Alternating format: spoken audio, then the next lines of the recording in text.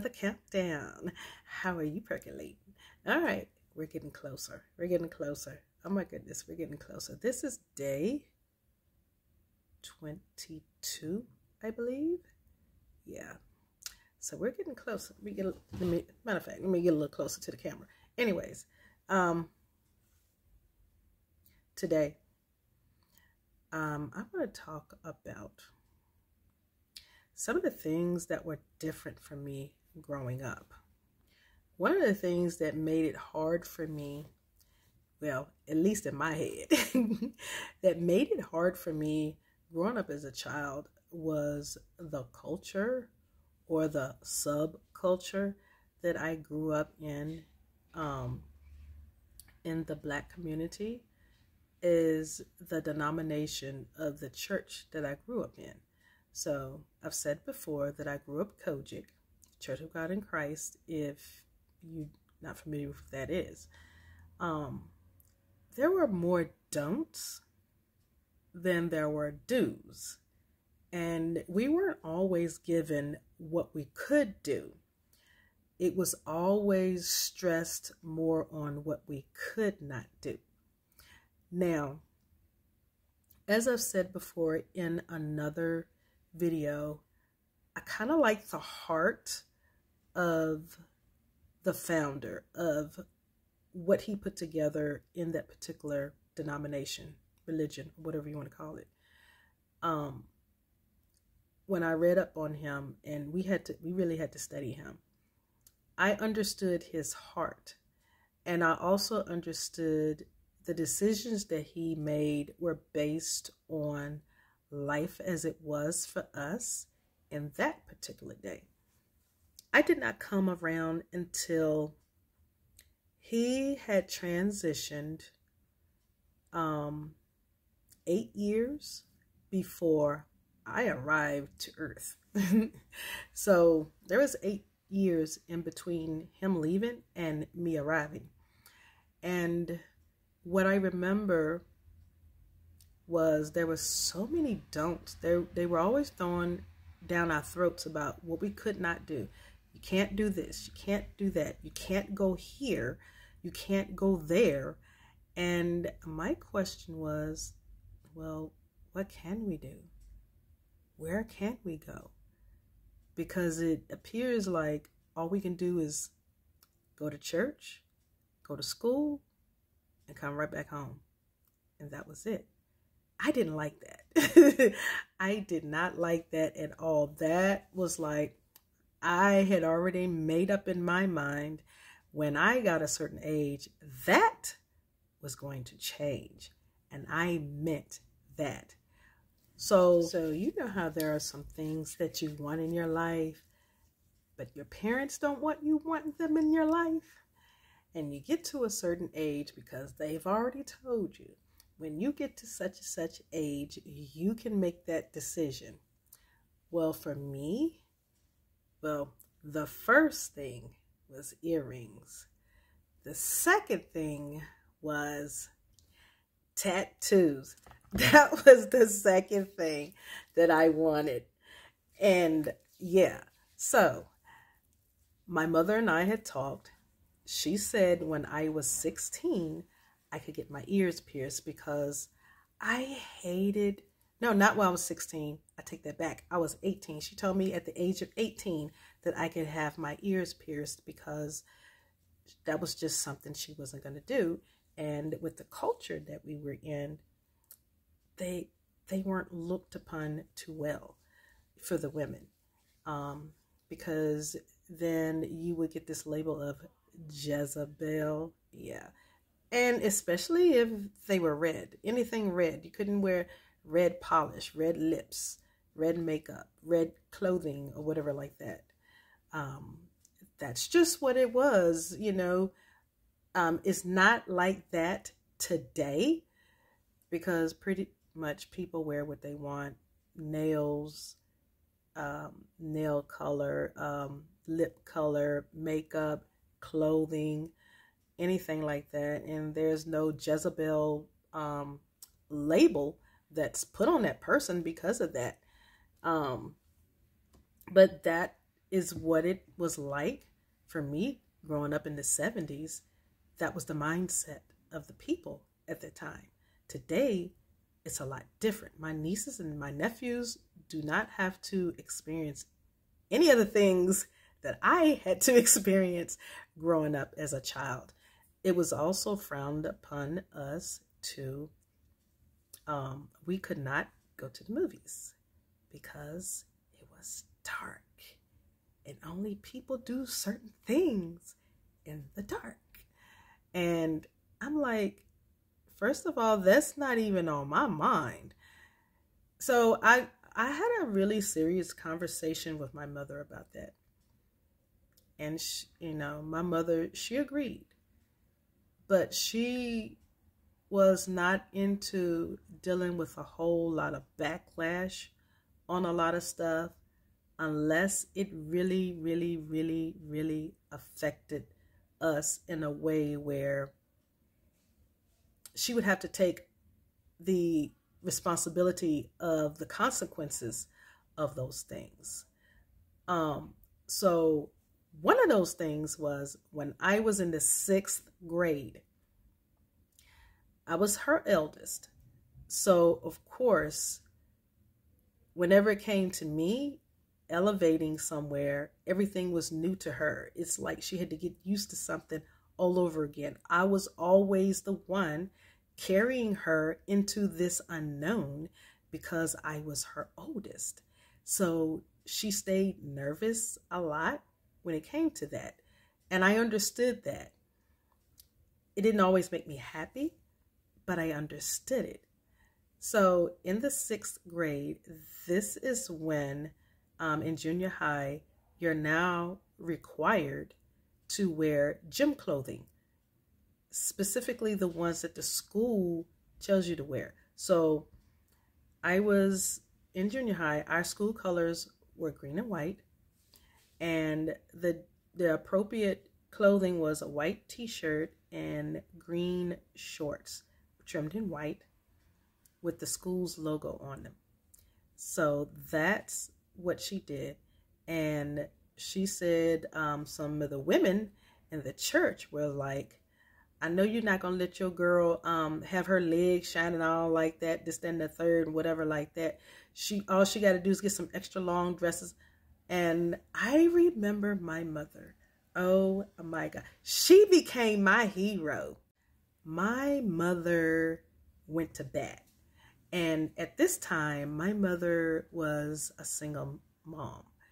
And I remember her telling these women, this is my child, and she is not laying down in the floor doing any exercises with her legs up in the air, doing what her teacher tells her to do, because I raised her to mind her elders and mind her teachers and do what they tell you to do, long as it's not hurting you. She said, no, my child will be wearing the school uniform. What they tell her to wear, that is gym appropriate. So you're going to have a problem with it. My daughter is going to wear what the school says for her to wear. She will not have on a skirt or a dress trying to do those exercises. She's not doing it. That's just not what she's going to do. That doesn't even make sense. I remember that. And I was like, oh my God, what's about to happen? What is about to happen? Because I was accustomed to my mother always breaking barriers. I was accustomed to that. But when it came to the church, I watched this woman break so many other barriers. And she became my hero, especially here when I went to the 6th grade. And there was an issue with the older women of the church not wanting me to show my legs because I was wearing shorts. I would have to wear shorts. And so she made it known, my daughter is my responsibility, not yours. I do not want the boys going around because she has on a skirt trying to look up her dress. She said, furthermore, she's not going to get a good grade. My daughter is not going to be happy if she doesn't keep her grades up. I am not going to be happy if she does not keep her grades up. So she and I will make this decision. My mother pretty much made the decision. And I was just so proud of her. I was so proud of my mom. I was really, really proud of her, of not allowing something that is a big part of our lives dictate how things should be for us. It's just like she drew the line. She had her lines and she drew them. That was one of them. I was so proud of her. Okay, now getting back to the earrings and the tattoos. Okay, so she said that I could be 18, excuse me, when I get my ears pierced. And I did. I came home on my 18th birthday with my ears pierced. I didn't even go home. I did not go home. My best friend Renee at the time, she went with me. We made sure it was a day that neither one of us was working that day. We did not work that day. We did not. Excuse me. We went to the mall. It was my birthday, and I chose my birthstones as studs for my first pair of earrings, and that's how I came home. And I didn't even say anything to my mother when I came home, because you know moms, they're gonna always check you out first thing, especially mothers of that day. So I came home. She was in the kitchen, of course, because women back then, you were not getting any instant food. You were going to eat a good, healthy meal from scratch. And I came in the house, and she said, "Where you get those earrings from?" I said, "From the mall." She said, "Come here, let me see." So I went to her. She said, "So you went ahead and had them done?" I said, "Yes, ma'am. You told me as soon as I turned 18. She said, "You didn't waste any time, did you?" I said, "No, ma'am. I really wanted that." So I got my ears pierced. She said, "I'm just hoping for your sake that you don't end up with keloids, because on her side of the family, they get keloidal skin really, really bad." Fortunately for me, that never happened. That happened when I was 18. I am now in my 50s. I've never had an issue with that. And so yeah, that was one of the things. The other thing was tattoos. That was something she just really wasn't into at all. She didn't want to talk about it. Little did she know, I already had my tattoo.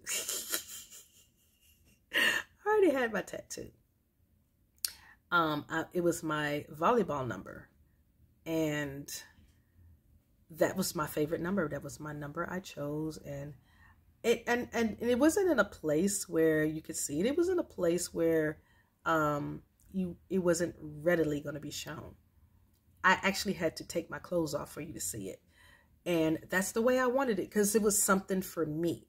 I didn't want it to show or flash to anybody. And I also did not, because I also thought about if I did have it other than the place that I put it, if someone saw it, how it was going to affect my mother. I thought about that. And I did not want any backlash coming to her, to have to defend herself and defend her child on the choice that was made. So that was the reason why I had it put in the area that I put it in. So I don't think she ever knew about it. She may have known or felt that I had did something, but she wasn't aware of it, because it wasn't really where she would actually see it, even walking around home in my night clothes. And it was just us 4 females, my mom and my other 2 sisters and me. And she just didn't know about it. I don't even think Renee knew. I think it was just me who knew. I think it was just me who knew about it. And I didn't get any particular colors. It was pretty much almost the color of my skin, a little bit darker.